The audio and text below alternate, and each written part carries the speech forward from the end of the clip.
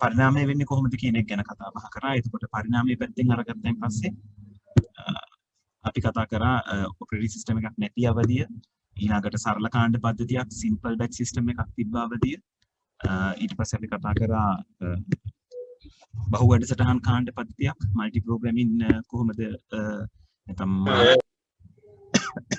Multi programming batch system එකක් කොහොමද වැඩ කරේ කියන එක. එතෙන්දී අපි කතා වුණා ඔපරේටිං සිස්ටම් එකයි CPU එකයි RAM එකයි භාවිතා කරලා කොහොමද CPU එක 100%ක් භාවිතා වෙන විදිහට සකසා ගැනීම සිද්ධ කරේ කියන එක. ඒ වගේම තමයි ඒ හා සමානවම භාවිතා වෙච්ච තව concept එකක් අපි කතා වුණා කාලය බෙදා ගැනීමේ පද්ධති කියලා. එතකොට කාලය බෙදා ගැනීමේ පද්ධති වල processor එකට යම් කාලයක් process එකකට යම් කාලයක් processor එක ඇතුලේ නැත්නම් CPU එක ඇතුලේ භාවිතා කරන්න දීලා කොහොමද කාලය බෙදා ගැනීම කියන එක සිද්ධ කරගත්තේ කියන එක. ඊළඟට ප්‍රධාන කාර්යයන් ටික අපි සරලව කතා බහ කරා. අතුරු මුහුණක් සැපීම, ක්‍රියාවලි කළමනාකරණය කිරීම, සම්පත් කළමනාකරණය කර ගැනීම, ඊළඟට ආරක්ෂාව සහ ආරක්ෂණය කියන මාතෘකා සම්බන්ධයෙන් ඊළඟට ඔපරේටිං සිස්ටම් ටික අපි වර්ගීකරණය කරා. පරිශීලකයා අනුව සිංගල් යූසර්, ඊළඟට මල්ටි යූසර්, කාර්ය අනුව සිංගල් ටාස්ක් මල්ටි ටාස්ක්, ඊළඟට පරිශීලකයා හා කාර්ය කියන දෙන්නම එකතු කරලා single user single task, single user multitask and multi user multitask කියන තැනට වෙනකම් ඊළඟට ක්‍රියාවලි හැසිරවීම අනුව අපි පරිගණකයක් වර්ග කිරීම සිද්ධ කරා. බහු අනුක්‍රියායන කියන්නේ multi threads නැත්නම් multiple threads කීපයක් පාවිච්චි කරන ආකාරයක් අපි thread එකක් කියන එක ගැන කතා කරනකොට අපි කතා බහ වුණා thread එකක් කියලා කියන්නේ පරිගණකයක් ක්‍රියාත්මක වෙනකොට හැදෙන process එකකින් ක්‍රියාවලියකින් ඒ ක්‍රියාවලිය තවදුරටත් කුඩා කොටස් වලට කැඩුවම තමයි අපි thread එකක් කියලා අපි කතා බහ කරේ. ඒයින් threads කීපයක් එකම අවස්ථාවකදී හසුරවා ගන්න හැකියාව තියෙන පරිගණක පද්ධති තමයි මේ යටතේ වර්ගීකරණය වෙන්නේ.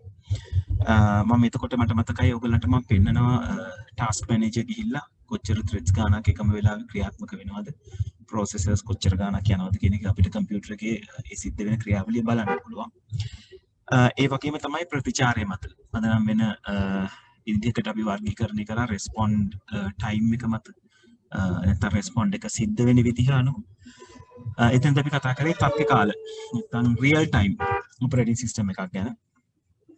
ඒක real time operating system එක විදිහ නැත්නම් හැඩ ගැහිම සිද්ධ වෙලා තිබුණේ input එක දුන්නම ඒ අවස්ථාවේදීම output එකක් ලබා දෙන ආකාරයට. ඊළඟට ගොනු වර්ග ගැන කතා කරා. operating system එකට පේන විදිහ අපි කිව්වා physical view එක කියලා. ones and zeros ගොඩක එකතුවක් කියන එක තමයි operating system එක දකිනවා කියලා කිව්වේ. අපිට පේන දැක්ම තාර්කික දැක්ම නැත්නම් logical view එක කියලා අපි කතා බහ කරා. ඒ වගේම තමයි properties ටික ගැන කතා කරා. ෆයිල් එක තියෙන ඒවා නම් සාමාන්‍යයෙන් operating system එකේ ඕනම ෆයිල් එකක් right click කරාම අපිට බලා ගන්න පුළුවන් properties set එකක්. ඒ වගේම තමයි ගොනු වර්ග file types ගැන කතා කරා. ඒ කියන්නේ ඇත්තටම ගොනු වර්ග කියනකට වැඩිය මේක ගොනු දිගු කියනවා නම් වඩා හොඳයි. ගොනු දිගු ගැන කියන්නේ executable files exe වලින් ඉවර වෙන text files, ඊළඟට image files, විවිධ extensions තියෙනවා. ඒ extensions වලට අදාළව වර්ග වීමක් තමයි අපි මෙතනදී කතා බහ කරන්නේ. ඊළඟට ගොනු සංවිධානය ගැන කොහොමද මේ files organize වෙලා තියෙන්නේ. files organize වෙන්නේ මම කිව්වා operating system එකෙන් දෙන මේ වැදගත්ම component එකක් වන folders පාවිච්චි කරලා නැත්නම් directory එක පාවිච්චි කරලා කියන්නේ. එතකොට directory එකක් ඇතුලේ files වර්ග වෙනකොට ඒක operating system එක වර්ග කරගන්න විදිහ ගැන කතා කරා. එකක් තමයි text file එක. කියන්නේ අකුරු විතරක් තියෙන අකුරු වලින් සෑදිච්ච files තියෙනවා එයාට වර්ග කරගන්න පුළුවන්. සහ executable files. ඒ කියන්නේ object file කියලා අපි කියනවා. ඒ කියන්නේ ones and zeros බවට පරිවර්තනය කරලා නැත්නම් එක සැරේ ක්‍රියාත්මක කරන්න පුළුවන් කේත බවට පරිවර්තනය කරගත්ත files දකින්න හම්බ වෙනවා. ඊළඟට ගොනු පද්ධති ගැන කතා කරා. file systems ගැන. ඒ කතා කරනකොට අපි කතා කරා පළවෙනිම ෆයිල් සිස්ටම් එක අපිට හම්බුණා ෆැට් ෆයිල් ඇලොකේෂන් ටේබල් කියන ෆයිල් සිස්ටම් එක විදිහට මේක MS DOS ඔපරේටින් සිස්ටම් එකත් එක්ක තමයි එළියට එන්නේ DOS වලට පස්සේ ඒක ඉම්ප්‍රූව් වෙනවා Windows NT නැත්නම් Windows New Technology කියන ඔපරේටින් සිස්ටම් එකේදී එතනදී අලුතෙන් හැදින්වෙනවා ෆයිල් සිස්ටම් එකක් NTFS කියලා. ඒතර NTFS එකට විශේෂයෙන් මෙන්න මේ කියන access permission, encryption, ඊළඟට automatic file recovery, Unicode encoding, support for large disk කියන ඔය වගේ දේ උපාංග ටික නැත්නම් විශේෂාංග ටික එකතු වෙනවා. ඒ කියන්නේ අපිට access permissions පාවිච්චි කරලා පුළුවන් කරන්න ෆයිල් එකක් යම් පිරිසකට access දෙන්නත් තවත් පිරිසකට access නොදෙන්නත් අපි security යටතේ දුක කතා බහ කරා. ඊට පස්සේ encryption security පැත්තම තමයි පරිගණකයේ තියෙන ගොනුවක් තවත් කෙනෙකුට කියන්නේ third party එකකට අපි කියන්නේ පරිගණකයක් භාවිතා කරනකොට ඒකයි සාමාන්‍ය වශයෙන් භාවිතා නොකරන මේක encryption වලට මේ communication වලට අදාළව තමයි වැඩිපුර කතා බහ කරන්නේ. එක ගොනුවක් තවත් කෙනෙක් එක්ක බෙදා හදා ගන්නකොට හරි communicate කරනකොට හරි ඒක යවන පාර්ශවය සහ ලබන පාර්ශවයෙන් පිට පාර්ශවයකට third party කියලා කියන්නේ ඒකයි. එතකොට ඒ පාර්ශවයකට එක සැරේ මේ ගොනු විවෘත කර ගැනීම සහ access කිරීම සීමා කිරීම encryption හරහා සිද්ධ කරන්න පුළුවන් වුණා. ඒ වගේම automatic file recovery, file damage වෙන අවස්ථාවක save කරගන්න බැරි වෙන අවස්ථාවක අපිට හම්බෙන facility එකක්. ඒ වගේම තමයි Unicode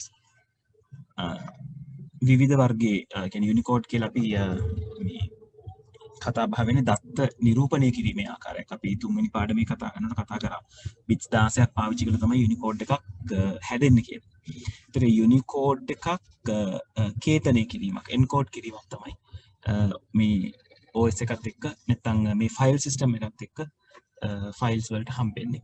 ඒ වගේම large hard disk වලට support කරන එක. කියන්නේ hard disk එකක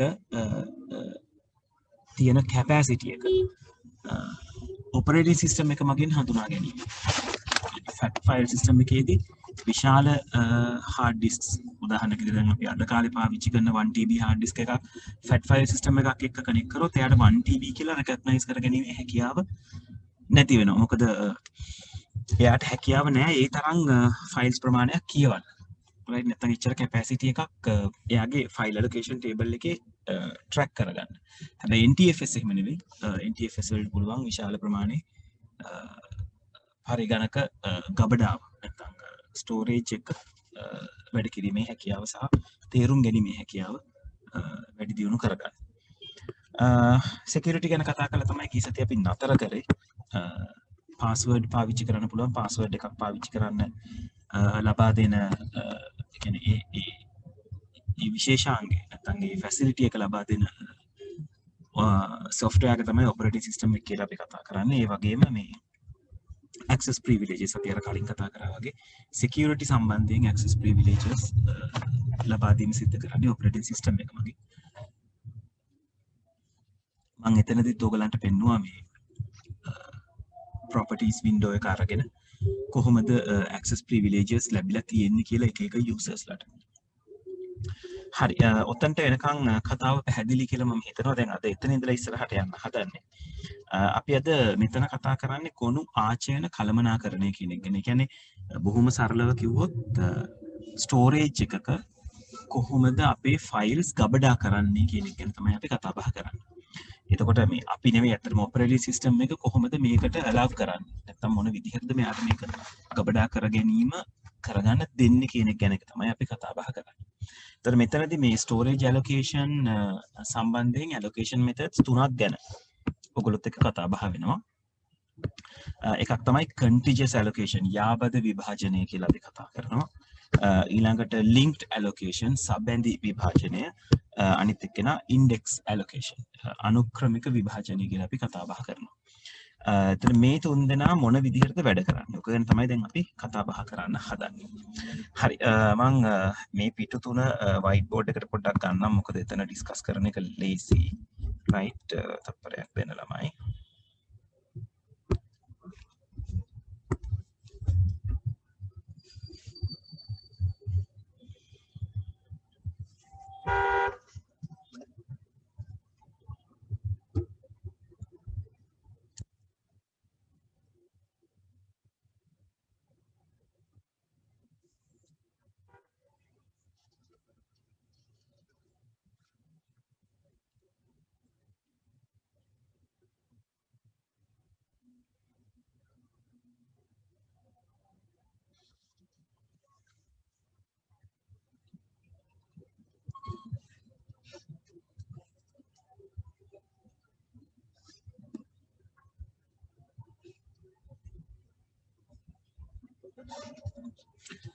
හරි මෙතන ඔයගලන්ගේ පොතේ නෝට් එක තියෙන විදිහටම අපි මෙතනට pages ටික අරගමු. කොට ඒක ලේසි.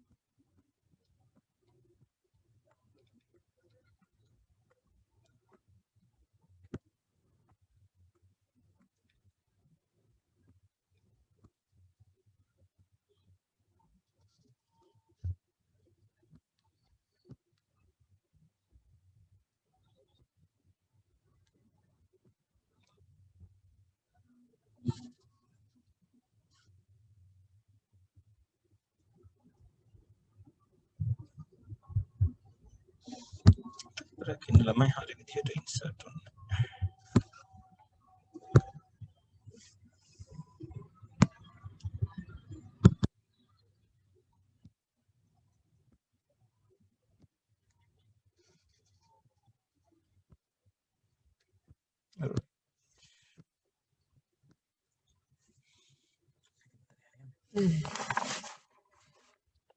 හරි අපි මෙතනදී මුලින්ම කතා කරමු මේ contiguous allocation කියන්නේ මොකක්ද කියන එක ගැන. දැන් contiguous allocation එක ගැන කතා කරන්න කලින් මම පොඩ්ඩක් පැහැදිලි කරන්නම් අපි මේ මොකක්ද සිලින්ඩරයක් වගේ ඇඳලා තියෙන්නේ. ඒ අපි පෙන්ලා තියෙන්නේ hard disk එකක ඉඩකඩ. නැත්නම් hard disk එකක් hard disk එකක්ම කියලා අපිට වර්ග කරන්න බෑ. storage device එකක තියෙන ඉඩකඩ. එතකොට මේ ස්ටෝරේජ් ඩිවයිස් එකේ තියෙන දත්ත ගබඩා කරන්න පුළුවන් තැන් තමයි මම මේ කොටු වලින් නිරූපණය කරලා තියෙන්නේ. මේක ඇත්තට මේ මම ඇඳපු පින්තූරයක් නෙවෙයි මම මේ ඉන්ටර්නෙට් සර්ච් කරලා මේකට සම්බන්ධව අරගත්ත පින්තූරයක් මේ තියෙන්නේ. එතකොට මේ යාබද විභාජනය කියලා කියන්නේ අපි මේ මොහොතේ හිතා ගන්න ඕනේ අපේ hard disk එක නැත්නම් hard disk එක හෝ ඕනම storage device එකක්. ඒක CD එකක් වෙන්න පුළුවන්. ඒක pen drive එකක් වෙන්න පුළුවන්. external hard disk එකක් වෙන්න පුළුවන්. මොකක් හෝ storage එකක්. මේ storage device එකේ storage කිරීම කියන එක කරන්නේ blocks කියන ව්‍යුහයක් යටතේ. ඒකට මේ block එකක් තමයි මම මේ කොටුවකින් ඔයගලන්ට නිරූපණය කරලා තියෙන්නේ. මේක පුංචි කොටුවක් block එකක් විදිහට අපිට අරගන්න පුළුවන්. ඒතර මේ බ්ලොක් එකකට කැපැසිටි එකක් තියෙනවා. ඒතර අන්න ඒ වගේ බ්ලොක්ස් පිරවීමක් තමයි මේ hard disk එකේ ෆයිල් එකක් ස්ටෝර් කරනවා කියලා අපි කරන්නේ. මේක හරියට අපේ මේක මේ විදිහට අපිට දාගන්න පුළුවන්. හරියට අපේ ෆයිල් එකක් කියලා කියන්නේ මෙගා බෝතලයක් නම් මේ බ්ලොක් එකක් කියලා කියන්නේ පොඩි ප්ලාස්ටික් කෝප්ප වගේ. එතකොට මේ ප්ලාස්ටික් කෝප්ප වලින් නම් අපේ hard disk එක හැදිලා තියෙන්නේ. අපි අර ෆයිල් එකක් නිර්මාණය කරනකොට මෙගා බෝතලයක් size ෆයිල් එකක් නිර්මාණය කරනකොට මේ මෙගා බෝතලේ පිරෙන්න තියෙන වතුර ටික නම් data කියලා කියන්නේ. ඒ data ටික ළමයි තත්පරයක්.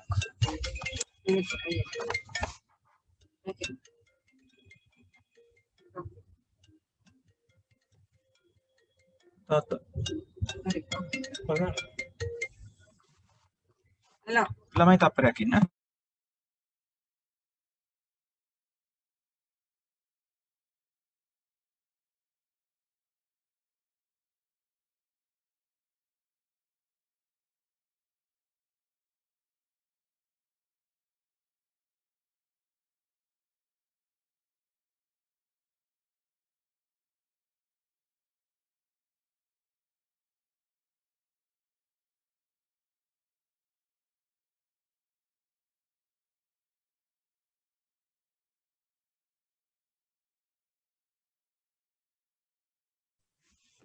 රයිට්. එතකොට මේ පොඩි බ්ලොක් එකක් අර මම කියපු විදිහට මෙගා බෝතලයක තියෙන වතුර ප්‍රමාණය නම් අපි හදපු ෆයිල් එකේ data ප්‍රමාණය ඒක දැන් hard disk එකට අපි save කරනකොට ඒ කියන්නේ අපි save කරනකම් RAM එකේ අර වතුර ටික ඔක්කොම රැඳිලා තියෙනවා. වතුර ටික කියන්නේ data ටික ඔක්කොම රැඳිලා තියෙනවා.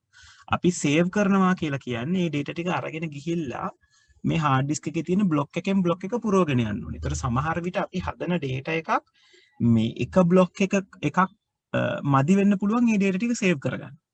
ඒක හරියට අර මෙගා බෝතලේ තියෙන වතුර ටික කෝප් වලට හලාගෙන යනකොට කෝප් කීපයක් අපිට ඕන වෙනවනේ.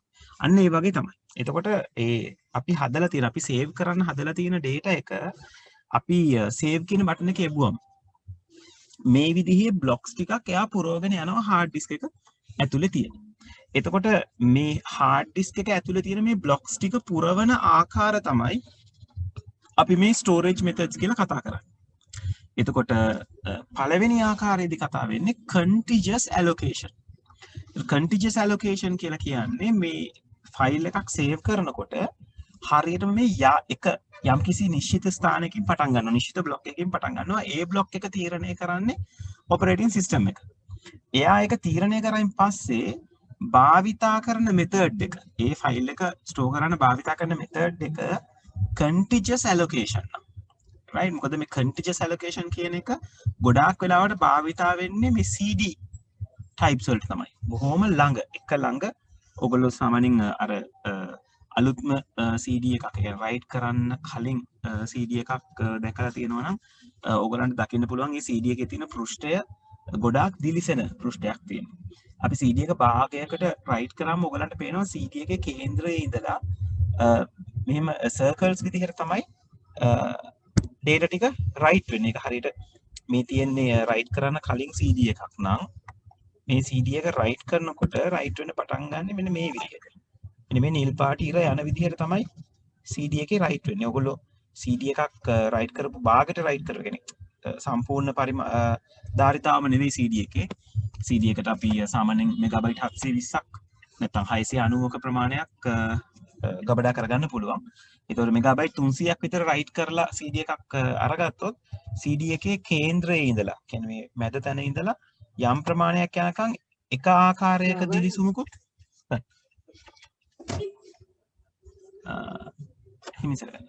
right ඊට එළියෙන් වෙනත් ආකාරයක දිලිසුමකුත් ඔයගලන්ට දකින්න පුළුවන්. ගොඩක් අර data write වෙච්ච තැන දිලිසෙන ගතිය අඩුයි.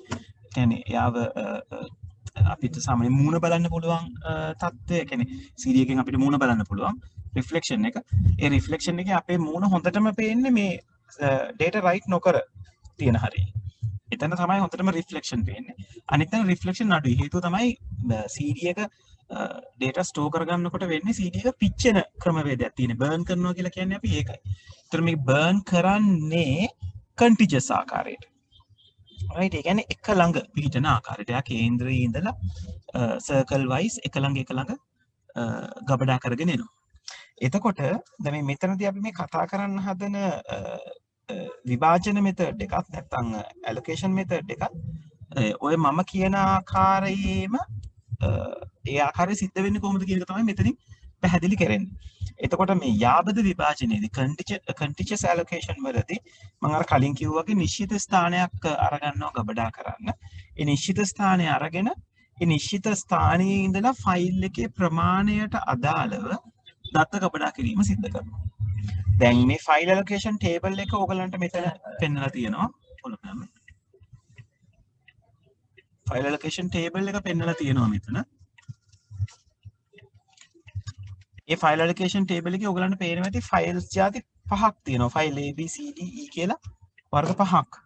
එතකොට ඒකේ ස්ටාර්ට් බ්ලොක්ස් ටික මෙතන පෙන්ලා තියෙනවා. කොතනින්ද පටන් අරගෙන තියෙන්නේ කියන එක. ඒ වගේම length එක පෙන්ලා තියෙනවා. එයාගේ විශාලත්වය කොච්චරද කියන එක. right එතකොට ෆයිල් A එක 2 කියන බ්ලොක් එකෙන් පටන් අරගෙන තියෙනවා. සාමාන්‍යයෙන් බ්ලොක්ස් අපි නම් කරන්න පටන් ගන්න බිඳුවෙන් ඉඳලා. එතකොට 2 කියන බ්ලොක් එකෙන් පටන් අරගෙන length එක 3යි. ඒ කියන්නේ බ්ලොක්ස් 3ක් එක දිගට ෆයිල් A එක ගබඩා වීම සිද්ධ වෙනවා. එතකොට මෙතන ෆයිල් A එක ගබඩා වෙලා තියෙනවා. ඊළඟට ෆයිල් B එක 9 වෙනි බ්ලොක් එකෙන් පටන් අරන් තියෙන්නේ. ඒ කියන්නේ මෙතනින් පටන් අරන් තියෙන්නේ. right එතනින් පටන් අරගෙන බ්ලොක්ස් 5ක්. මේක 1යි 2යි 3යි 4යි 5ක් යන විදිහට allocate වෙලා තියෙනවා. ඊළඟට ෆයිල් C එක 18 වෙනි බ්ලොක් එකෙන් පටන් අරන් තියෙන්නේ. ඒක බ්ලොක්ස් 8ක් ලොකුයි. මේක 1යි 2යි 3යි 4යි 5යි 6යි 7යි 8ක්. මේ වෙලා තියෙනවා. ෆයිල් D එක කෙලින්ම 20 sorry ෆයිල් E එක 26 වෙනි බ්ලොක් එකේ D එක තියෙන 30 වෙනි බ්ලොක් එකේ E එක 26 වෙනි බ්ලොක් එකෙන් පටන් අරන් තියෙනවා. ඒ කියන්නේ හරියට මෙතනින් බ්ලොක්ස් 3ක් 1 2යි 3යි කියලා 3ක් ගබඩා වෙලා තියෙනවා. එතකොට ඕගලන්ට පේනවා ඇති මේ කන්ටිජස් කියන එක අර වචනයට ගැලපෙන ආකාරයෙන්ම සිද්ධ වෙනවා. right ඒ කියන්නේ ෆයිල් එක පටන් ගන්න නිශ්චිත තැනක් තියෙනවා. එතන ඉඳලා යාබදව තමයි allocate වෙන්නේ. එතකොට යාබදව විභාජනය වීමක්. ඒ කියන්නේ එක ළඟ විභාජනය වීමක්.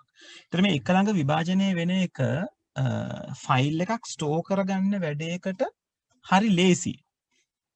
මොකද මේ දැන් ඩේටා එකක් වුණත් හැන්ඩල් කරනකොට මේ තියෙන CD එක නම් CD එකේ ඩේටා බර්න් කරන්න පටන් ගන්න මෙතනින් නම් CD එක ගොඩාක් රොටේට් කරන්න ඕනේ නැහැ. මෙහෙම එක ළඟ ඔය විදිහට ෆයිල්ස් ටික allocate කරගෙන යන්න පුළුවන්. right එතකොට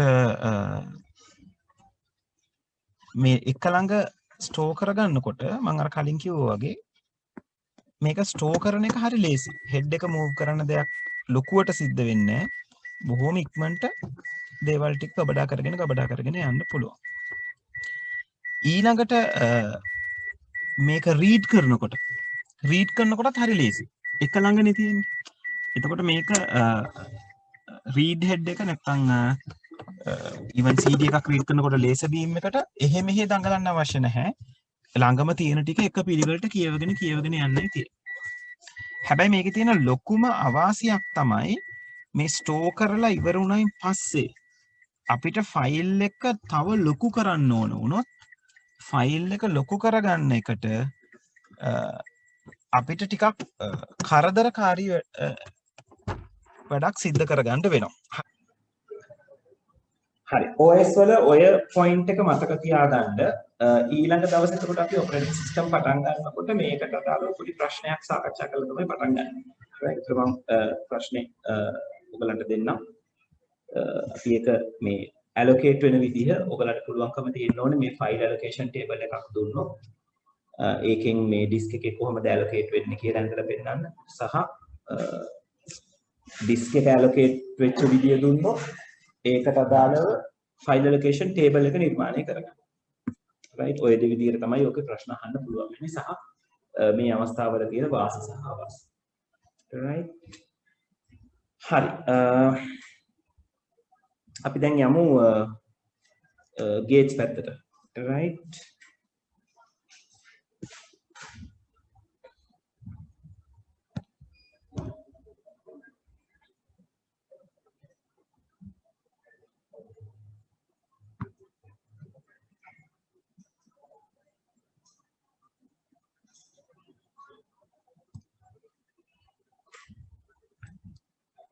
right ගේජ් පාඩමේ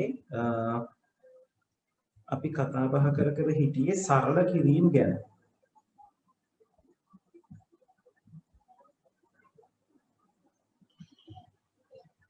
right එතකොට බූලිය ප්‍රකාශනයක් සරල කරගන්න අපිට අවශ්‍යයි කියලා අපි කතා බහ කරා බූලියානු නීති ටික. ඊට පස්සේ ඒකට අදාළව මම ඔයගලන්ට ප්‍රශ්න කීපයක් දුන්නා සරල කිරීම සිද්ධ කරන්න කියලා.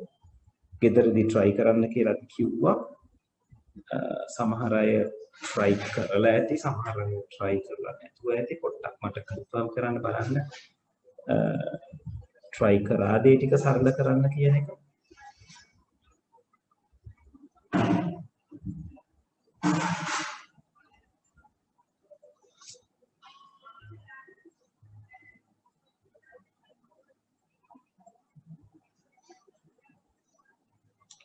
විදිහට බූලිය බීජගණිතය කොටස් ටික කතා බහ කරගත්තා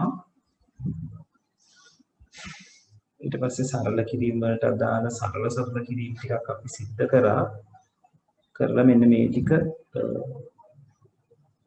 කරමු කියලා අපි පළවෙනි ගණන් හතර කරා පස්වෙනි ගාන හැමෝම කරලාද තියෙන්නේ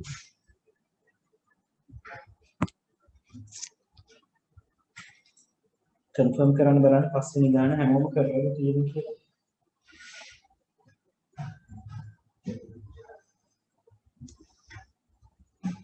right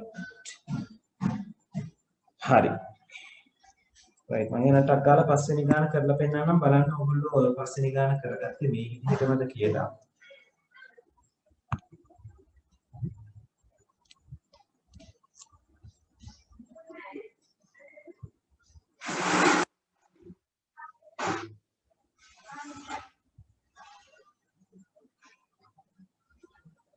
right පස්වෙනි ගානේ කතා බහ කරලා තියෙනවා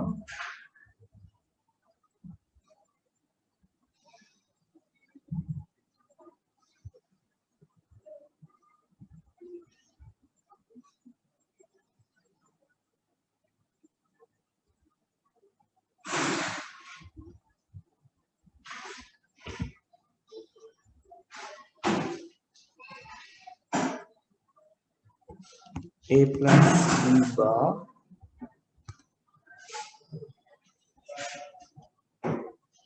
dot b plus c කියන එක.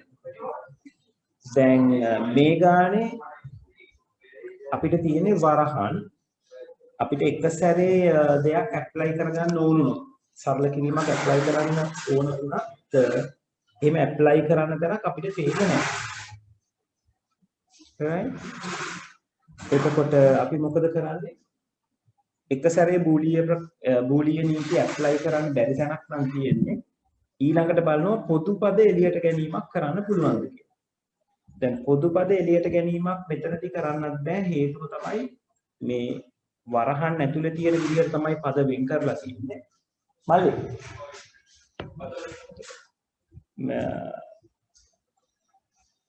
මේකේ පොදු පදයක් එළියට ගන්නවා නම් ගුණිත විදිහට පද ටික තියෙන්න ඕනේ. එකතු විදිහට තිබ්බම පොදු පද එළියට ගැනීමක් කරන්න අමාරුයි. එහෙනම් ඊළඟට තියෙන්නේ මේ වරහන් ටික සුළු කර ගැනීමක් අපිට කරන්න. එතකොට වරහන් ටික සුළු කර ගන්නකොට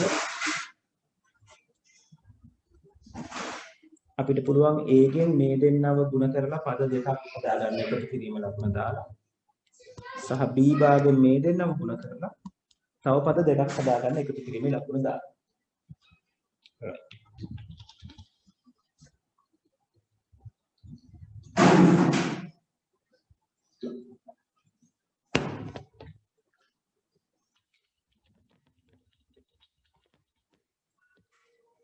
හරි එතකොට අපිට නිර්මාණය සිද්ධ කරගන්න පුළුවන් නැත්නම් සුළු කරගන්න වැඩේ කරගන්න පුළුවන් මේ විදිහට a ගෙන් සුළු කරාම හැදෙනවා අපිට a.b එකතු කිරීම a.c කියන දෙන්න ඊළඟට එකතු කිරීම b භාගයෙන් ගුණ කරන්න ඕනේ. එතකොට b bar.b හැදෙනවා plus b bar.c හැදෙනවා. එතකොට මේගොල්ලන්ට තියෙන පාවිච්චි කරපු න්‍යාය x වාරයක් y plus z කියන එකමයි විකටන න්‍යාය x.y plus x.z කියන න්‍යාය තමයි අපි භාවිතා කරන්නේ. හරි දැන් ඊළඟට මෙතන අපිට පේනවා b.b bar කියන්නේ බිඳුවයි. ඒක නිසා අපි මෙතනදී ලියනවා a.b plus a.c plus 0 plus b bar.c කියලා. මෙතනට අපිට කියන්න පුළුවන් x dot x bar කියන්නේ සමාන කරන්න පුළුවන් බිඳුවට. right ඊළඟට අපිට යම් කිසි බිඳුව යම් කිසි අගයකට එකතු කරනවා කියලා කියන්නේ නැවත වතාවක් එමාගේමයි අපිට හම්බෙන්නේ. ඒක නිසා අපිට කියන්න පුළුවන් a.b plus a.c plus b.c කියලා කෙනෙක් අපිට හම්බෙනවා. ඒකට හේතුව අපිට ගන්න පුළුවන් x plus බිඳුව සමානයි x කියන theory එක. right එතකොට මේක මෙතනින් එහාට අපිට change කරන්න අමාරුයි. right එතකොට උත්තරේ විදිහට a.b plus a.c plus b.c කියන එක ඉතිරි කරන්න සිද්ධ වෙනවා.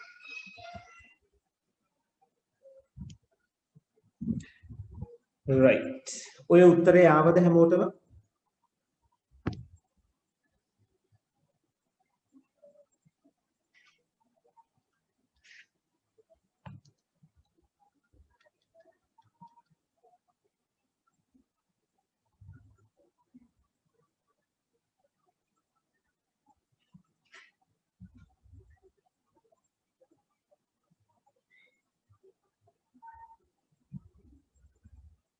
right හරි 6 වෙනි ගාන හදලාද හැමෝම?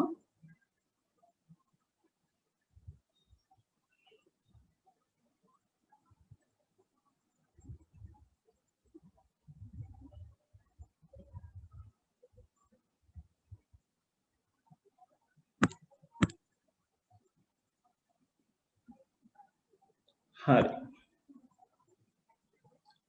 right 6 වෙනි ගානත් අපි පොඩ්ඩක් කතා බහ කරමු. 6 වෙනි එකේ තියෙන්නේ a plus d dot a bar plus d bar.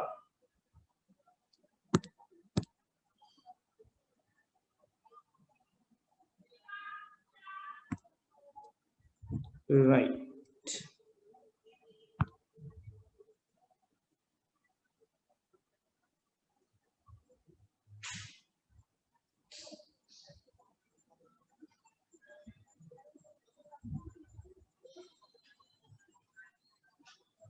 හරි ඉන්න ළමයි පොඩ්ඩක් මේ බෝඩ් එක රෙස්පොන්ඩ් කරගන්න නැති එක නම් මොකක් හරි කරන්න වෙනවා.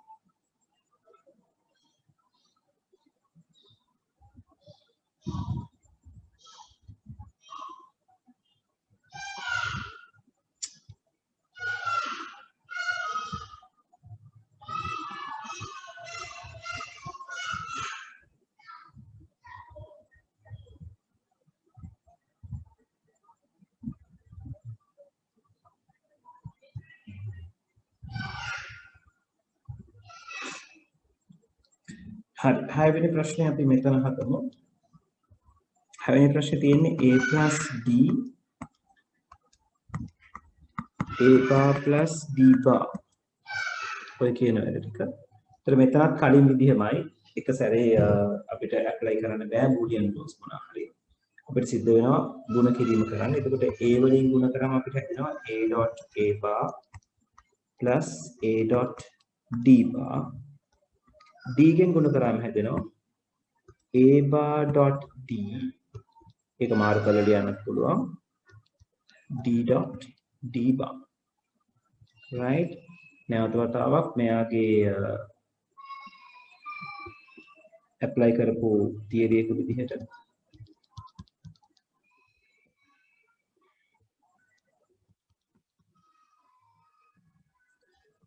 අපිට විකටන න්‍යාය ලියලා පෙන්නන්න පුළුවන්. ඊළඟට ඔයගලන්ට පේනවා ඇති මේ තැන් දෙකක් බිඳු වෙනවා. a.a bar බිඳු වෙනවා. d.d bar බිඳු වෙනවා. අපිට ලියන්න පුළුවන් බිඳුව එකතු කිරීම a.d bar plus a bar dot d කියලා. එතකොට මේකට අපිට කරුණ විදිහට ලියලා දෙන්නන්න පුළුවන් x dot x bar කියන කෙනා සමාන වෙන්නේ බිඳුවට කියන හේතුව. ඊළඟ පේළිය අපි ලියලා පෙන්නන්න ඕනේ බිඳුවක් යම් කිසි දෙයකට එකතු කරාම එම අගයමයි අපිට හම්බෙන්නේ කියලා. right? ඒක ලියලා පෙන්නන්න පුළුවන් a dot d bar plus a bar dot d කියන එක අවසාන උත්තරේ විදිහට.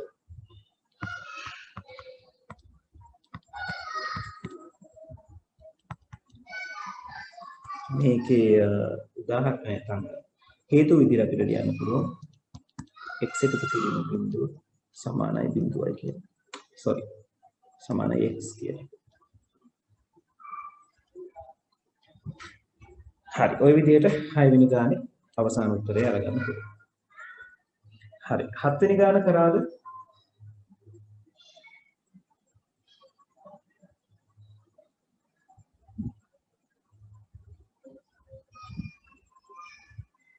ඔව් ළමයි.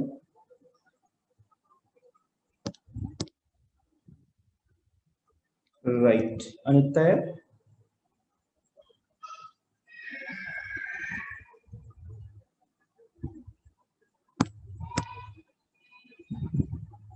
right. හරි. ඉමාෂි right. 7 වෙනි ගාන සමහර අයට පැටලලා තියෙනවා. අපි හදලා බලමු.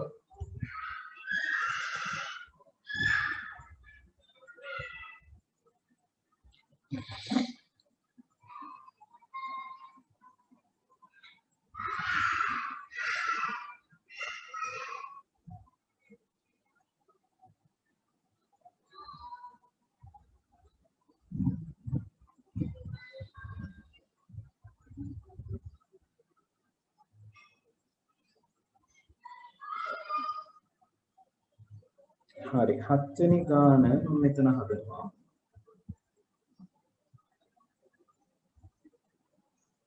right. 7 වෙනි ගානේ අපි කතා බහ කරලා තිබෙන මෙන්න මේක.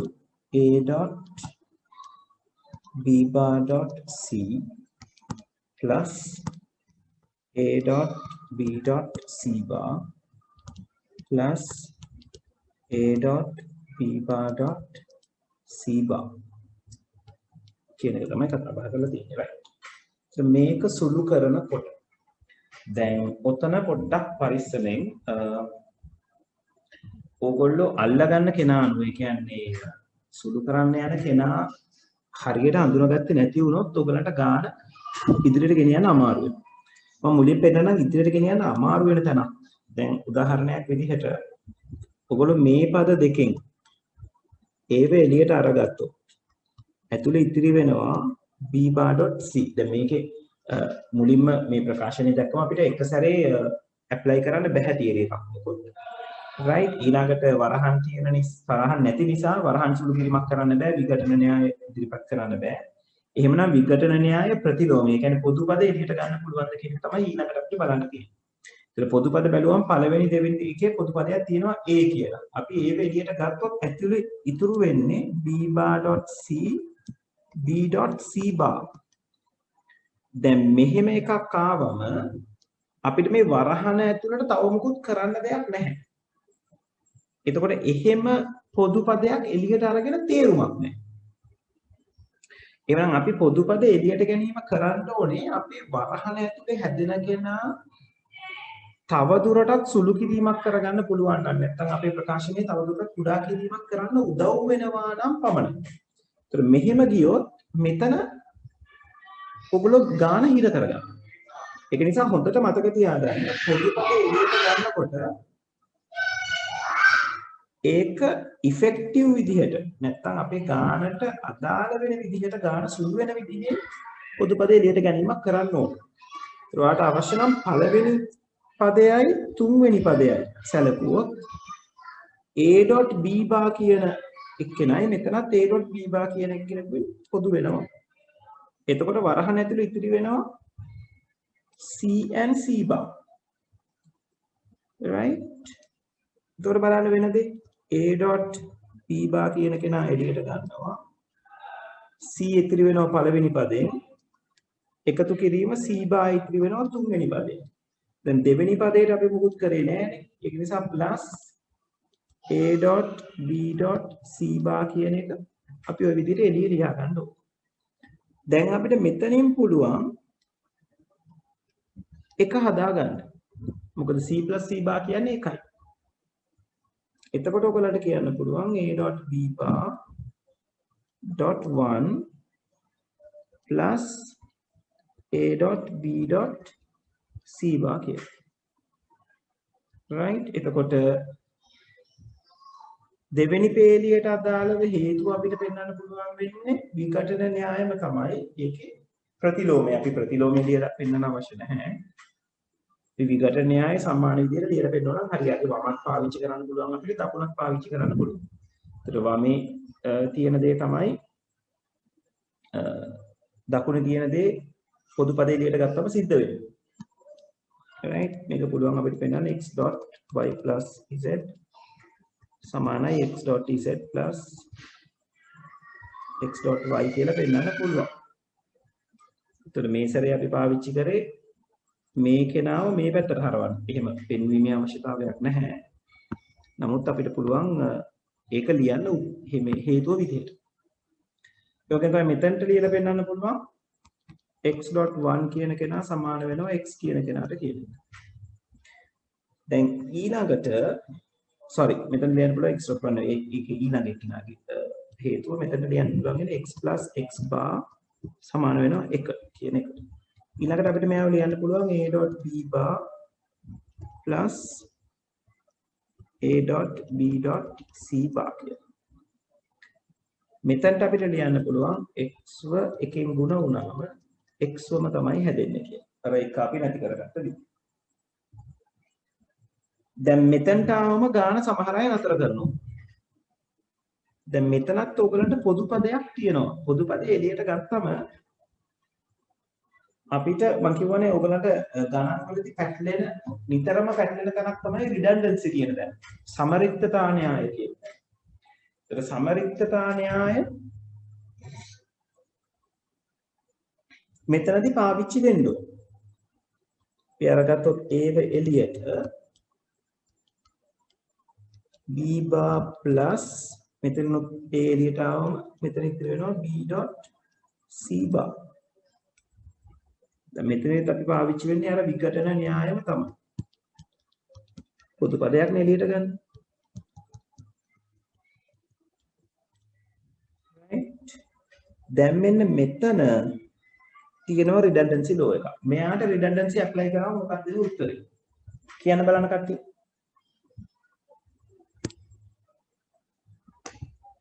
මෙයාට රිඩන්ඩන්සි දැම්මොත් මොකක්ද අරගන්න පුළුවන් උත්තරේ?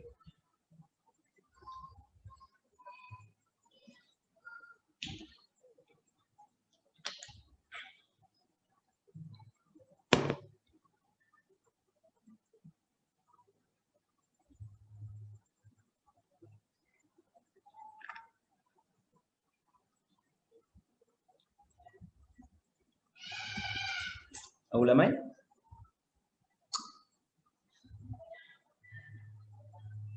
කීවෙනි රිඩන්ඩන්සි එකද මෙයාට දාන්නේ දැම්මොත් මොකක්ද ගන්න පුළුවන් උත්තරේ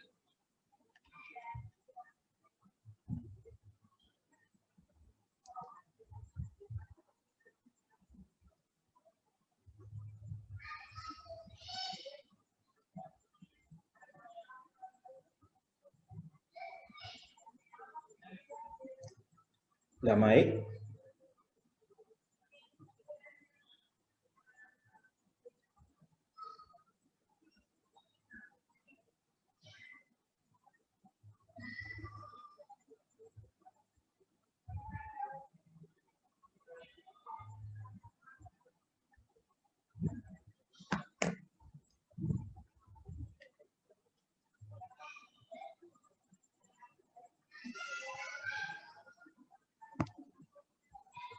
ඔව් ළමයි කියන්න බලන්න උත්තරයක් සජෙස්ට් කරන්න බලන්න.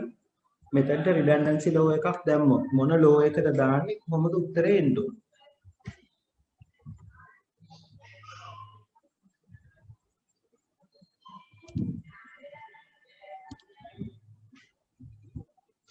මම තව උදව්වක් කරන්නම්. මෙතන B බා තනියෙන් ඉන්නේ.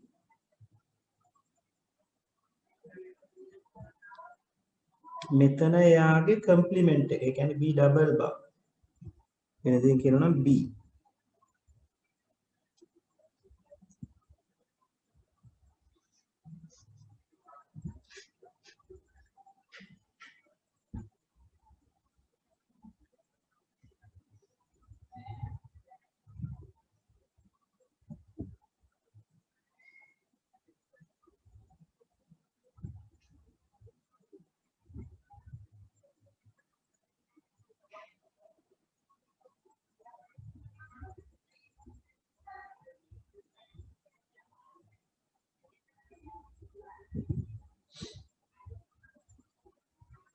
ළමයි මාව ඇහෙනව නේද?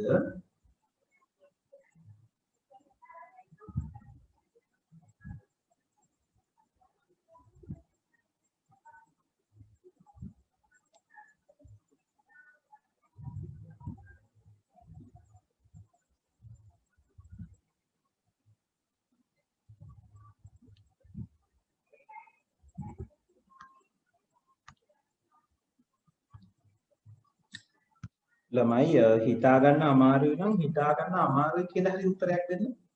නැත්තම් මම මේ තනියෙන් කතා කරනවා වගේ හැඟීමක් මට එනවා.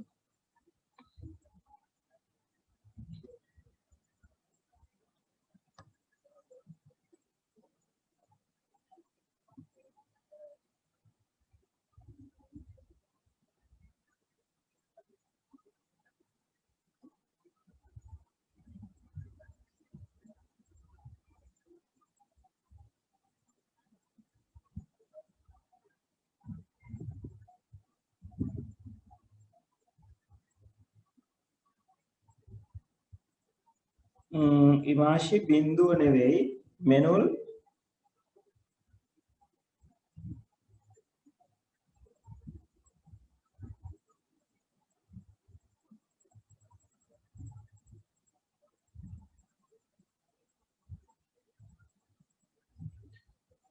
දැන් මෙතන ඉන්න කෙනා මේ වගේද කියලා චුට්ටක් බලන්න එහෙනම්. ඔව් රවුන්ඩ් කරලා තියෙන එකට ඉමාශි තනියෙන් අරගන්න බෑ. අපේ තියෙන්නේ b bar plus e dot c නේ. මෙයා මෙන්න මේ වගේද කියලා පොඩ්ඩක් බලන්න.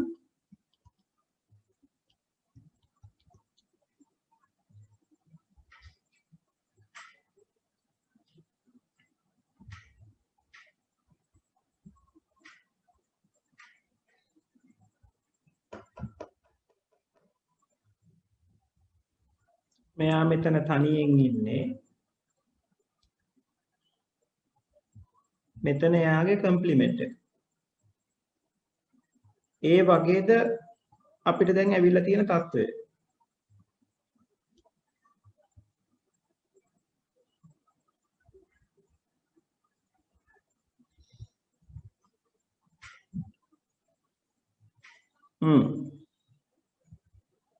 එහෙනම් ඒකට අදාළව අපේ උත්තරේ මොකද්ද වෙන්න ඕනේ?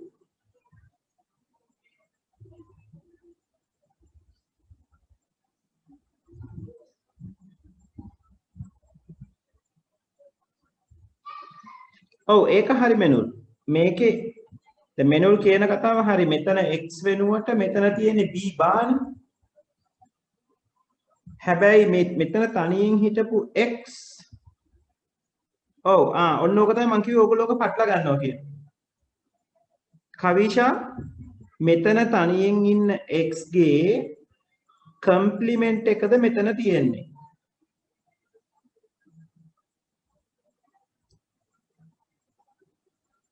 මම මේ අහන ප්‍රශ්නේ ගැන උත්තරේ හිතන්න. මෙතන තනියෙන් ඉන්න x ගේ කම්ප්ලිමන්ට් එක අනුපූරකයද මෙතන තින්නේ.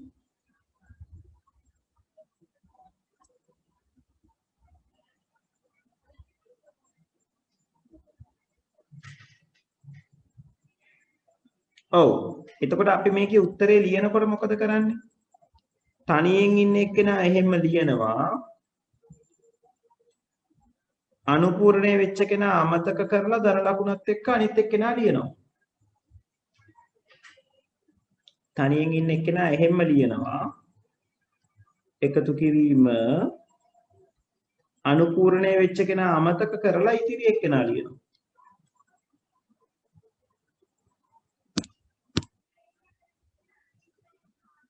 එතකොට A තියරි එකම මෙතනට දැම්මොත් මොකක්ද එන්නේ?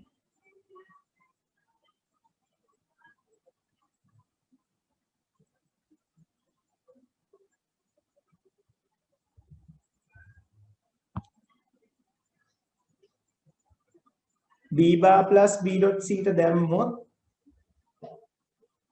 මොකක්ද එන්න ඕන උත්තරේ?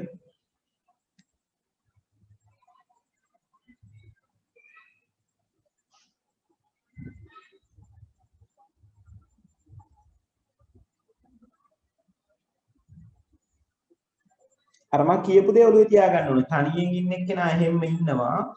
අනුපූර්ණය වෙච්ච කෙනා අමතක කරලා ඉතිරි කෙනා ලියනවා. B.C නෙවෙයි මාෂ්. මම මේ x තමයි මෙතන ලිව්වේ. මේ y තමයි මෙතන ලිව්වේ. මේ එකතු කිරීම තමයි මෙතනට කරන්නේ. Manual very good. B bar plus C bar කියන එක තමයි උත්තරේ වෙන්නේ. ඇයි එහෙම වෙන්නේ? අපේ B bar තනියෙන් ඉන්නේ. B bar ව කම්ප්ලිමන්ට් කරපු කෙනා, ඒ කියන්නේ B ඉන්නවා තව එක්කෙනෙකුත් එක්ක. එහෙනම් redundancy වලට අනුව අපිට ඕක ලියන්න වෙන්නේ එළියෙන් ඉන්න ඒ එහෙමමයි. තනියෙන් ඉන්න කෙනා ලියනවා B bar plus එයාගෙන් අනුපූර්ණය වෙච්ච කෙනා අමතක කරලා ඉතිරි එක්කෙනා ලියනවා C bar. තේරුණාද?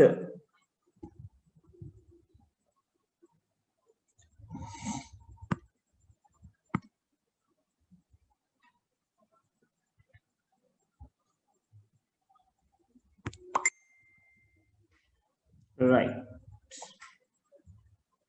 ඔන්න ඕක තමයි මම කිව්වේ ඕගොල්ලෝ නිතරම පටල ගන්නවා නැත්නම් ඔයගලන්ට හරියට පේන්නේ නැහැ කියන එක. ඒ නිසා නිතරම මතක තියාගන්න මේ රවුම ඇතුලේ කවුද ඉන්නේ කියන එක නෙවෙයි අපිට අදාළ. මේ රවුම ඇතුලේ තනියෙන් ඉන්න කෙනා එකතු කිරීමකට පස්සේ ඒ රවුමේ අනුපූරණය ඉන්නවනම් තව කෙනෙක් එක්ක එයා තව කවුරු වුණත් අපිට දාලා නැහැ. අපිට උත්තරේ ලියන්න පුළුවන් තනියෙන් ඉන්න කෙනා ප්ලස් අනුපූර්ණේ නැතුව එයා එක්ක හිටපු කෙනා විදිහට. right. එතකොට මෙතන x හිටියොත් මෙතන ඉන්නේ x වල බා නම් වැඩේ හරි.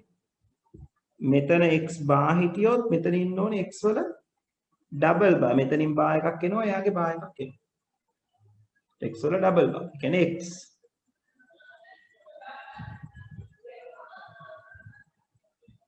තේරුණාද ළමයි?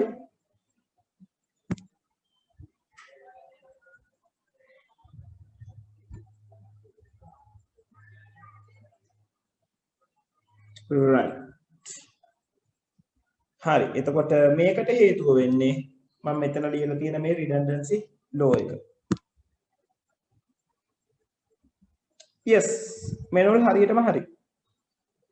ඒක තමයි අපි redundancy වලින් කියන්නේ. ඕක එක එක පැති වලට දාන්න පුළුවන් කියලා. මම කතා කරපු දවසක් මට මතකයි මම ඔයගොල්ලන්ට උදාහරණ ටිකක් කියනවා. මෙන්න මේ විදිහටයි මේක සිද්ධ වෙන්නේ.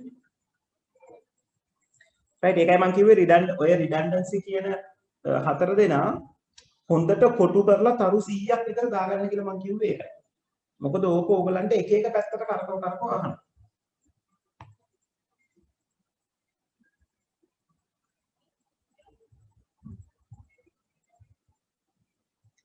හරි. පැහැදිලිද? right. මේක කරගන්න බැරි වෙච්ච අය ලියා ගන්න තාක්කල්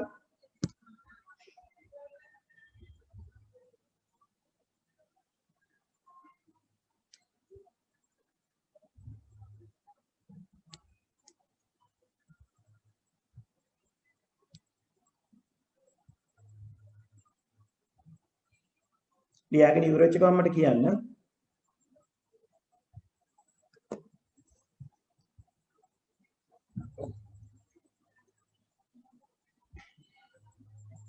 ඒ එක්කම මට කියන්න 8 වෙනි ප්‍රශ්නේ කරාද හැමෝම කියලා.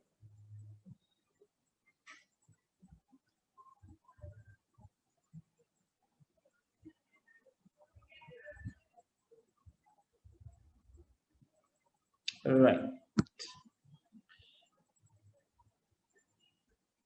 හරි ළමයි තව පොඩි දෙයක් අපිට ක්ලාස් එක 6ට පටන් ගැනීමේ හැකියාවක් තියෙනවද ළමයි?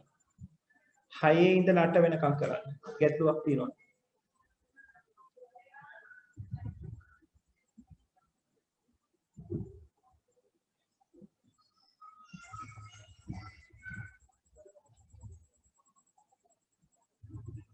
හයේ ඉඳලා 8 වෙනකම් කරන එකට ගැටලුවක් තියෙන කවුරු හරි ඉන්නවනම් පොඩ්ඩක් ඉන්ඩිකේට් කරන්න.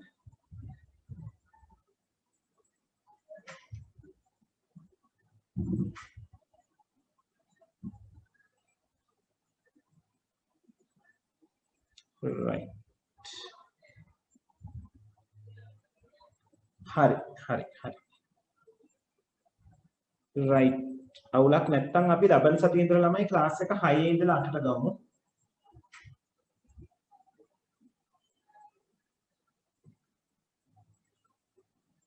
right. හරි. ඕගොල්ලන්ගෙම යාළුවෙකුට පොඩි අපහසුතාවයක් තියෙනවා 7 9 කරගන්න එකයි මම අහන්නේ. හරි හැමෝටම ගැටලුවක් නැහැ කියන එක ලොකු දෙයක්. 6 ඉඳලා 8ට එහෙම ලබන සතියේ ඉඳලා 6 ඉඳලා 8 කියන එක පොඩ්ඩක් මතක තියාගන්න.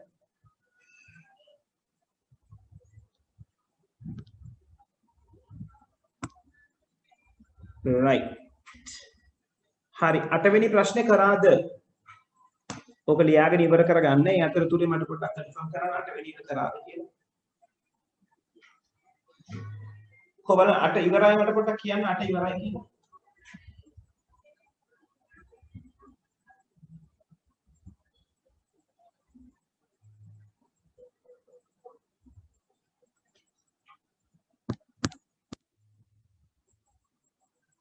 right. එක්කෙනෙක් කරලා තියෙනවා.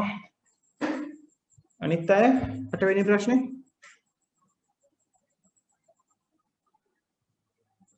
right. හරි. කීප දෙනෙක්ම try කරලා තියෙනවා. හරි අපි 8 වෙනි එක try කරමු. හරි මේක ලියන් ඉවරනම කියන්න ළමයි.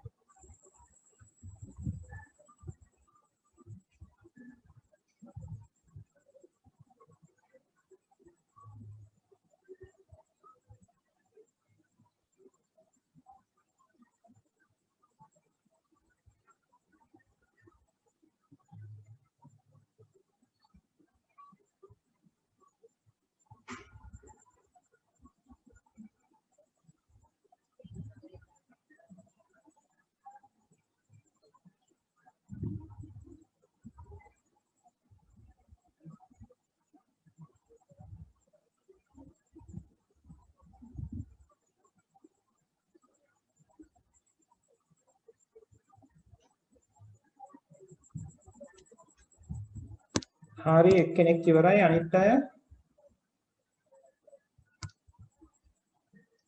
8 වෙනි ගානට යන්නද? තාම ලියන කෙනෙක් ඉන්නවද?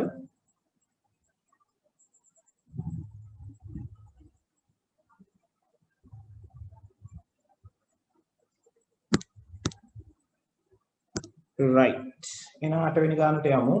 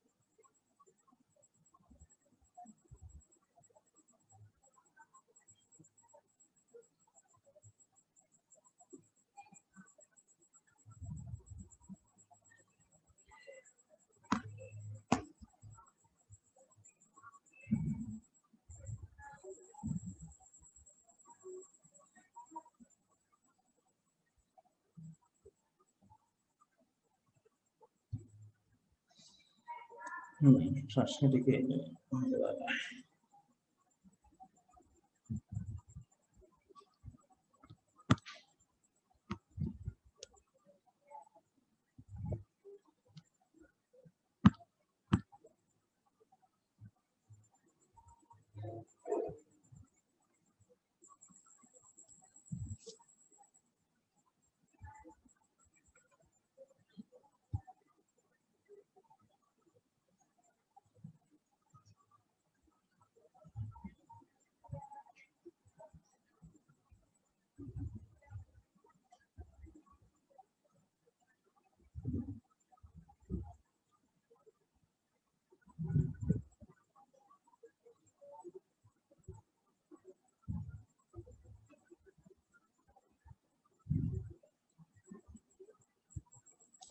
හරි 8 වෙනි ගාන තියෙන්නේ මේ විදිහට.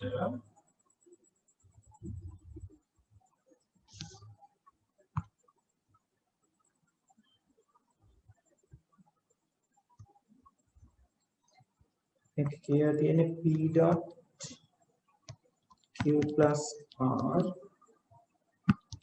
plus p bar dot r.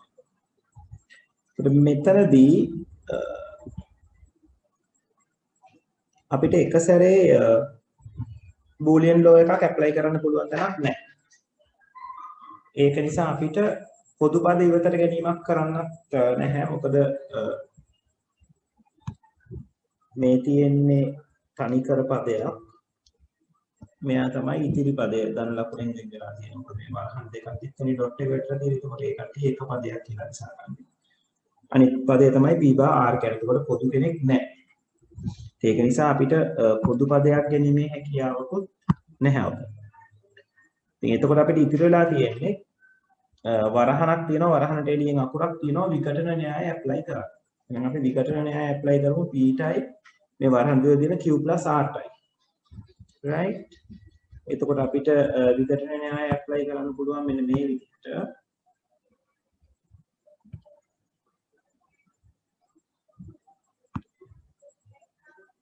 සමානයි p dot q plus p dot r කියලා දෙන්න පුළුවන්. එකතු කිරීම p bar dot r කියලා අරගන්න පුළුවන්. මෙතනට අපි පාවිච්චි කරපු න්‍යාය තමයි x වාරයක් y plus z කියන එක නා x dot y plus x dot z කියලා අපිට අරගන්න පුළුවන්. ඒ අපි පාවිච්චි කරේ විඝටන න්‍යාය. දැන් අපිට පොඩි අවස්ථාවක් ඇවිල්ලා තියෙනවා. දැන් නැවත වතාවක් අපි p පොදුයි කියලා එළියට ගත්තොත් මේ යට එක්කෙනාගෙන් උඩ පෙළියට යනවා. ඒක තේරුමක් නැහැ. right? අපිට පුළුවන් මෙන්න මේ වැඩේ කරන්න. මෙන්න මේ දෙන්නව සලකලා අපිට පුළුවන් R ව එළියට ගන්න. R ව එළියට ගත්තම වරහන් ඇතුලේ P + P bar එකක් හැදෙනවා. ඒත් අපි දන්නවා P + P bar කියන්නේ එකයි කියලා අපිට හදාගන්න පුළුවන්. ඒත් මෙතන P.Q එහෙමම ඉන්නවා. R ව එළියට ගන්නවා. ඇතුලේ හැදෙනවා P + P bar කියලා එකක්. මේකටත් අපිට දෙන්න වෙන්නේ මේ න්‍යායම තමයි. මම වගේ කමා දාන්න එපා ළමයි න්‍යාය ලියන්න මම කම්මැලි ඒක නිසා කමා දාන්න තියෙන්නේ. ඔයගොල්ලෝ කම්මැලි වෙන්න එපා. right? එතකොට මේකට අපිට කියන්න පුළුවන් මෙයා සමාන වෙනවා එකට කියලා. එතකොට මෙතන ලියන්න පුළුවන් p.q + r.1. ඒකට හේතුව x + x bar කියන කෙනා එකට සමාන වීම. දැන් අපිට අවසාන උත්තරේ ලියන්න පුළුවන් p.q + r කියලා. ඒකට හේතුව x.1 කියන කෙනා සමාන වෙන්නේ x ට. ඕක තමයි උත්තරේ. ගාන හදපු අයගෙන් කාටද හරියට උත්තරය ආවේ?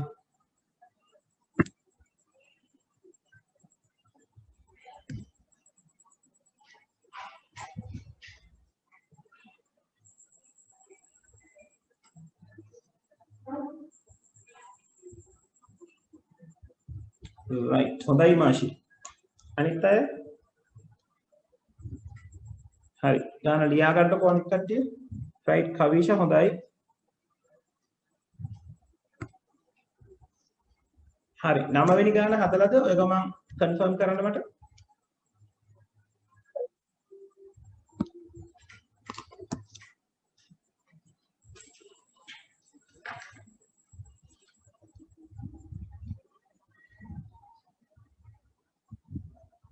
right මෙනෝල් භාගයට හදලා තියෙන්නේ අනිත් අය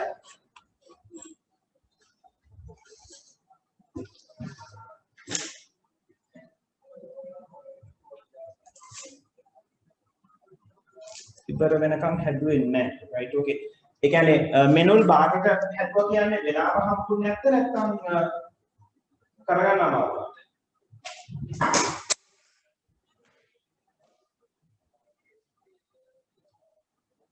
ඉමාෂි හේතුෝනේ කරගන්න අමාරු නේද නැත්නම් වෙලාවක් තිබුණ නැද්ද කරගන්න අමාරුයි right okay කමන්නේ කරගන්න අපහසු වුණාට කමක් නැහැ try කරන එකයි වැදගත් මොකද ඕගොල්ලෝ try කරා කියන්නේ ඊළඟට දැන් මම කරගෙන යනකොට sure නැත්නම් clear කරගන්න පුළුවන් හරි අපි 9 වෙනි ගානක් බලමු හරි ළමයි අද මම පොඩ්ඩක් පරක් වෙච්ච නිසා තව විනාඩි 5ක් 10ක් ඉස්සරහට යමු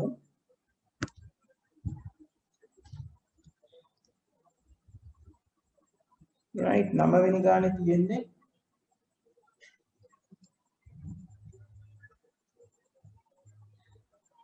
x plus y bar නෑ x plus y වල total bar කියන්නේ dash එකක් දාලා තියෙන්නේ මම ඒක total bar විදිහට ලියා ගන්නවා plus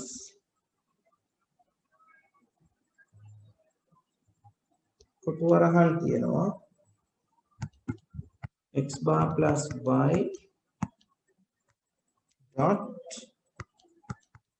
x plus y bar දැන් මේ කොටුවරහන් ඇතුලේ තියෙන වගේ ගානක් ඔයගොල්ලෝ කලින් කරලා තියෙනවා ඒකට අමුතුවෙන් එකතු වෙලා තියෙන්නේ මේ x plus y bar එක විතරයි දැන් චුට්ටක් අමතරව හිතන්නයි තියෙන්නේ මෙතන අපි මුලින් එක්කෙනෙක් ගැන වග බලා ගන්න ඕනේ. ඒ කියන්නේ එක්ක මෙයා ගැන එයාව ලියාගෙන ඉන්න ඕනේ ඩී මෝගන් දාගෙන. එහෙම නැත්නම් මේගොල්ලන්ව විසඳගෙන ඉන්න ඕනේ. right? ඔය දෙකෙන් එකක් කරන්න ඕනේ. මම මුලින්ම ඩී මෝගන් දාලා මෙයාව ලියා ගන්නවා. කොහොමද මෙයාව ලියාගන්නේ? x bar dot y bar කෙලින්ම ලියනවා. plus මෙයාව මේ විදිහටම තියෙනවා. x bar plus y dot x plus y bar මොකද්ද මේකට හේතුව डी මෝගන් නේද ඒක අපි ලියලා පෙන්නනවා x plus y වල total bar සමාන වෙනවා x bar dot y bar ඒක තමයි डी මෝගන් න්‍යාය දැන් ඩීමෝගන්ගෙන් මේක ලියා ගත්තයින් පස්සේ අපිට වෙන මොකොත් එකපාරට පේන්නේ නැහැ. දැන් පොදු බා එකක් හම්බ වෙනවා කියලා කියන්නේ ඩීමෝගන් තමයි ඇප්ලයි කරන්න පුළුවන් වෙන්නේ. බොහොම කලාතුරකින් තමයි ඩීමෝගන් දාගන්න නැතුව අපිට වැඩක් කරගන්න පුළුවන් වෙන්නේ. දැන් ඊළඟට තියෙන මේ කොටු වරහන ඇතුලේ තියෙන ගුණිතය. එතකොට මෙයාටත් අපි දැන් දන්නවා සරලවම විඝටන න්‍යාය දැම්මනම් හරියි. වරහන් තියෙනකොට වරහන් සුදු කරන්න අපි එහෙමයි. එහෙනම් x.y කියන එක එහෙම කියලා ප්ලස් වරහනට අපි ඇප්ලයි කරනවා. එහෙනම් මුලින්ම x ගෙන් වැඩි කරන්න ඕනේ නේද මෙයාගේ. මේ දෙන්න ගුණ කරන්න. එහෙනම් අපිට එනවා x.x plus x.y plus ඊට පස්සේ y ගෙන් ගුණ කරන්න. y.x plus y.y bar. මොකද්ද මේකේ හේතුව x.y plus z එක අපිට ලියන්න පුළුවන් x.y plus x.z කියලා.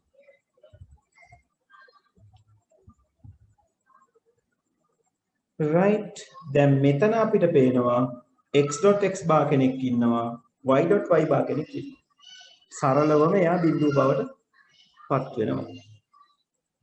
right මේ මම කරලා තියෙන වැරද්ද කරන්න එපා ළමයි ඔයගොල්ලෝ මේ බා එකයි ඩෑෂ් එකයි දෙකම පාවිච්චි කරන්න එපා. දෙකෙන්ම ඉන්ඩිකේට් වෙන්නේ එකම දේ තමයි. නමුත් බා එක නම් බා එක පාවිච්චි කරන්න ඩෑෂ් එක නම් ඩෑෂ් එක පාවිච්චි කරන්න. මම මෙතන පොඩ්ඩක් වෙනස් කරලා ලියන්නම් මේක නිසා.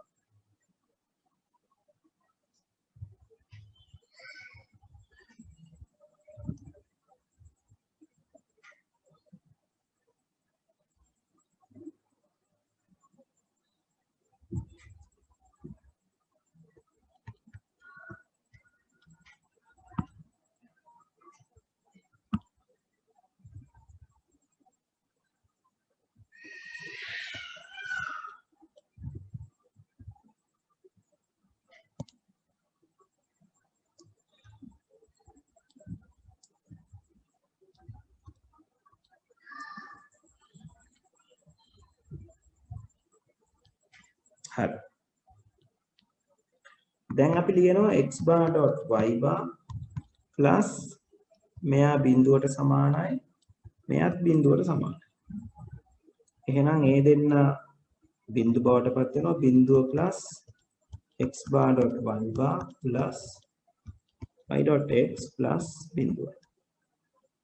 මේකට අපි ගන්න තියෙන එක තමයි x.x bar කියන එක බිඳුව වීම. right එතකොට ඊට පස්සේ අපිට ගන්න පුළුවන් x plus බිඳුව සමානයි බිඳුවයි කියලා. x ට බිඳුවක් එකතු වුණාම එකතු බිඳුවයි කියන එක අරගෙන වරහන තුල තියෙන ඒවා x bar.y bar plus y.x විතරයි වරහන් තුල ඉතිරි වෙන්නේ කියලා පෙන්වන්න පුළුවන්. right ඒක අපි ලියනවා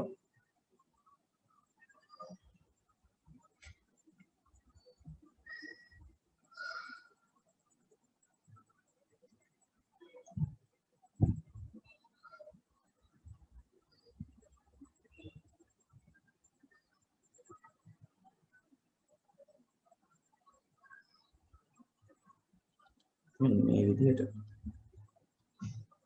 x bar dot y bar plus x bar dot y bar plus y dot x මේකට හේතුව තමයි x plus බිඳුව සමානයි x බවට පත් වීම. දැන් මෙන්න මෙතන විශේෂ දෙයක් තියෙනවාද බලන්න. දැන් ඔයගලන්ට පේනවද මේ පදයට පස්සේ තියෙන ප්ලස් කෙනෙක්. ඊළඟට වරහනක් වැටලා තියෙනවා වරහන ඇතුලේ මේ පදයට පස්සේ තියෙන ප්ලස් කෙනෙක්. ඊට පස්සේ තවත් එක පදයක්. ඔන්න ඔහම තියෙනකොට අපිට පුළුවන් මෙන්න මේ කොටු වරහන් දෙක අහෝසි කරගන්න. ඒක සාමාන්‍ය ගණිතයේදී අපිට හම්බ වෙන තියරියක්. right අපිට ඒක කියන්න පුළුවන් මේ විදිහට. x bar.y bar plus x bar.y bar plus y.x.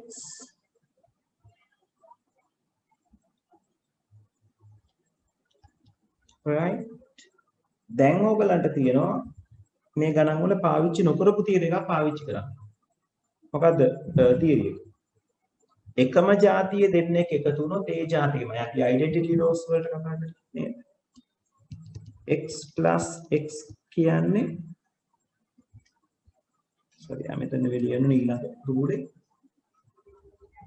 අපිට මේක ඊට පස්සේ ලියන්න පුළුවන් x bar.y bar ඉන්නවා මේ දෙන්න වෙනුවටම එක්කෙනෙක් plus x.y නැත්නම් y.x මේක තමයි ඔයගලගේ අවසාන උත්තරේ වෙන්නේ. උතනින් එහාට ඒක වෙනස් කරන්න බෑ. මෙතනට එන්න තියෙන පාර තමයි x + x තියරි එක තමයි. x + x කියන එක නම් x ට සමාන වීම. හරි. තේරුණාද ඔය කරපු දේ?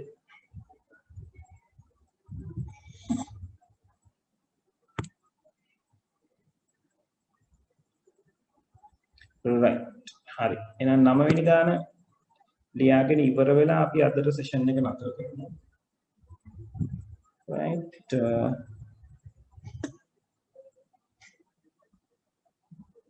හරි. ඕක ලියලා ඉවර කරගෙන කට්ටිය එක්සිට් වුණාට කමක් නැහැ. right. එහෙනම් ලබන සතියේ ඉඳලා 6ට පටන් ගන්න අපි. 6 8 එන විදිහට. right. ඒක මතකේ තියාගන්න. සහ ඔය ගාන ඉවර කරගෙන ලීව් වුණාට කමක් නැහැ. right. හැමෝටම good night. මම ස්ක්‍රීන් එක තියලා තියෙනවා. ඔය ගාන ලියාගෙන